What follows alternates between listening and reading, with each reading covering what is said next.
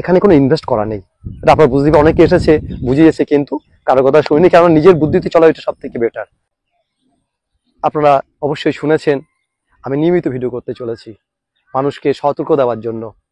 আর কি করছি, আমি প্রতিদিন আপডেট দিচ্ছি, প্রতিদিনের আপডেট সকলের আগে পৌঁছে যাচ্ছে আপনাদের কাছে।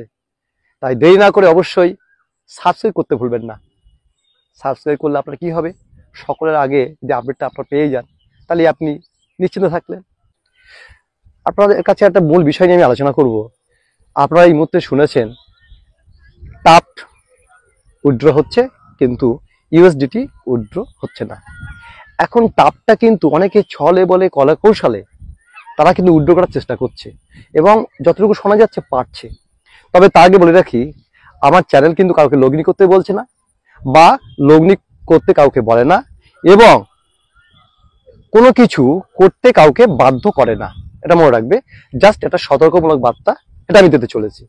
হ্যাঁ, যেটা বলছিলাম মূল বিষয়, টাপ কিন্তু আপনাদের যে ওয়ালেট আছে সেই ওয়ালেটে যখন ইউএসডিতে কনভার্ট করতে যাচ্ছিলেন তখন কিন্তু প্রবলেম দেখা দিয়েছে।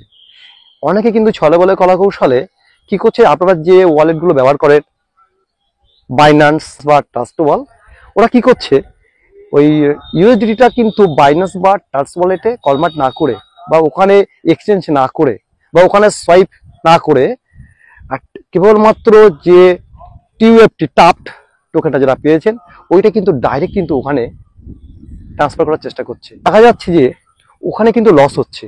এবার ওখানে গিয়ে যখন ইউএসডিতে কনভার্ট করছেন তখন কিন্তু টাকার পরিমাণটা কম পাচ্ছেন।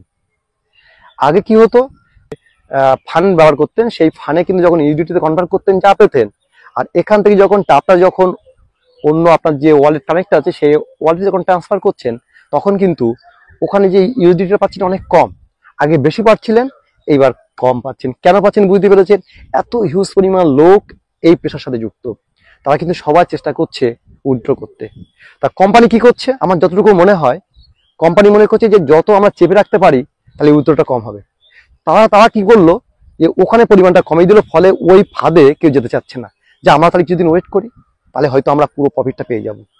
এবং সেই কারণে যারা সাধারণ মানুষ গ্রামাঞ্চলে যারা থাকে তারা কেউ বোঝে না। কজন বোঝে, এই পেশায় যারা যুক্ত আছে যারা বোঝে তারাই জানে, যারা বোঝে না তারা কি করছে অন্য অন্য কারোর অপেক্ষায় আছে। এইটা হওয়ার জন্য তারা কিন্তু টাকাটা ওই ওয়ালেটে রয়ে গেছে। কিন্তু তারা যদি একটু চেষ্টা করে যে আমি কম পরিমাণ টাকা পাই না কেন, সে কম হোক বা বেশি হোক, কম তো পাচ্ছি, যা কিছু তো পাচ্ছি, কিছু তো আমি উইথড্র করতে পারছি। কিন্তু যারা একদম গ্রাম অঞ্চলে তারা কিছু বোঝে না, চুপচাপ আসে। দেখা যায় যে তার যে ওয়ালেটে যে তার যে ফান্ডে যে যতটা পরিমাণ টাপ টোকেন আছে সেই টাপ টোকেন রেখে মানে রেখে দিয়েছে।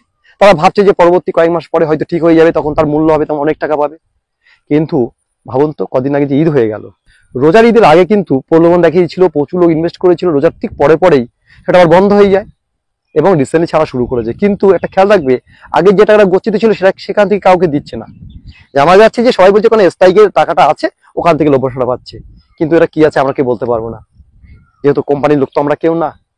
জাস্ট এই সংস্থার সাথে আমিও যুক্ত না, আমিও এই ওয়ালেট বা ফান্ড সম্বন্ধে কিছু বুঝি না। ওর কাছ থেকে পরামর্শগুলো পাই, সেগুলো আপনাদের কাছে তুলে ধরি, সতর্ক করে দিই। কেননা আমার কিন্তু